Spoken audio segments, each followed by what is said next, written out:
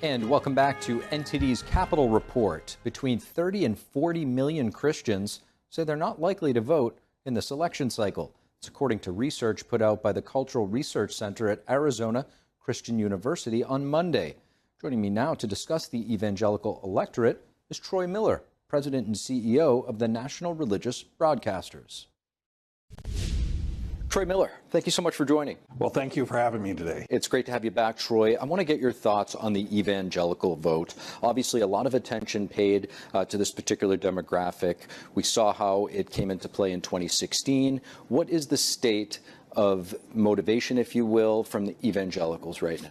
Well, first of all, it's probably not as strong as we'd like it to be. We recently did an op-ed article talking about a Barna report that came out that shows that about 40% of evangelicals didn't show up at the last election. So to give you some impact of that, that was 7 million voters in the swing states that decided the last presidential contest, as well as, of course, many other contests up and down the chain. So we're really looking this time to really boost that evangelical vote. So that's a real important project for us. What would you say are some of the issues that matter most to Christians? Well, I think Christians are not, in what people think, they're not single-issue voters. Of course, pro-life is at the top of the issue. That's one of the key issues for evangelicals. But also the weaponization of government, the persecution or the cancellation of Christians across the media sector today, especially on social media platforms. That's key. The economy is a big issue as well. Christians are feeling it just as much as anybody else within the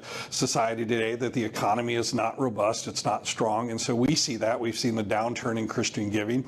And then, of course, there's issues of foreign policy, support of Israel, and the border. These are all issues that are important to Christians. Troy, there's, probably a fair amount of agnostics or cultural Christians, if you will, that may not know what you mean when you talk about the cancellation of Christians. Talk to us about some examples. Yeah, so if you're a Christian today and you're out on social media or you're a Christian organization, you're going to find a lot of opposition today and more scrutiny on your posts. So if you post what we talk about today, the key things, if you're going to post about the family, about marriage between a man and a woman, if you're going to post that there are only two genders and go against this whole transsexual movement that's going on, if you're going to post pro-life issues, you're going to probably find that your posts are more scrutinized. We've had a number of our organizations. We had a television channel, The Dove, out in Oregon.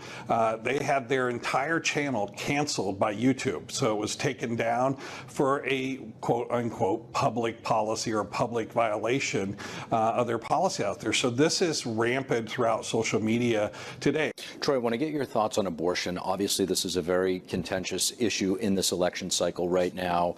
Former President Trump has obviously appointed judges to overturn Roe versus Wade. He stated his stance clearly. How are evangelicals weighing his position right now? Well, look, it's really the position of the other side and more than it is the Trump side. The Harris campaign's position is as far as you can get on abortion, all the way up until until actual birth. They're not even supporting what we would call a Roe Amendment position, which allowed for a lot of exceptions within state. And then back to our agnostic friends and viewers out there, or people that may not be practicing their faith as diligently as one might. Talk to us about the relationship between Christianity and Israel. We look at the land of Israel as the Holy Land. Christians have supported it for this is the place where Jesus walked. This is where the ministry, this was the birth of Christianity and the church. And our Christian roots are in Judaism. That's the roots of Christianity. We're not, Christianity isn't really, we talk about it that way because it's been labeled that. But look, this is out of Judaism. In the first 2 centuries, most of the Christians were Jews. And all of the original leaders in the Christian movement were Jews. So we understand there's a close Judeo-Christian relationship and tie there. And so Christians have been strong supporters of Israel. We support Israel's right to exist. That's first and foremost. We also support what we call, this is God's land. God gave this land to Christians or to Jews. So this is one country that's not a divided country as the UN's tried to do. So we look at what is called the West Bank. That's what was called Judea. Judea and Samaria. Those were the areas that Jesus preached in and held his ministry in. So we hold a strong support for our brothers and sisters in Israel and their right to have this land and right to defend themselves. How do you think Christians can be more motivated to be active in politics and getting out to vote? There's been these movements to label Christians as the only group, but it's really interesting that they're the only group that gets labeled and shamed to stay out of politics. So it's not really about, hey, Christianity doesn't have a place in politics, because we've always had a place in the public square. Christianity has changed almost every culture it's gone into. And today, if you look at politics, politics is really driving the culture. It's no longer following the culture, it's driving.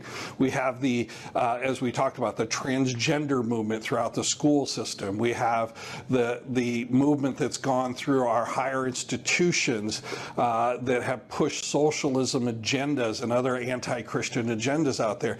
We've had marriage issues that have been pushed by the culture. And of course, the culture, the politics is driving the pro-life issues today, or opposing pro-life as much as possible. So if you're a Christian and you want to look at who's going to govern you, who is going to decide the future of policies that are going to affect your life in the morals and the values that you hold dear to you, as well as the economic situation that you're going to be in, you need to be involved in this process. That we've been given the right to elect the officials who will govern over us. And so that's one of the things that we're really pushing today. As Christians have that right, they just need to exercise it. Troy Miller, really appreciate your perspective. Thank you. Thank you for having me.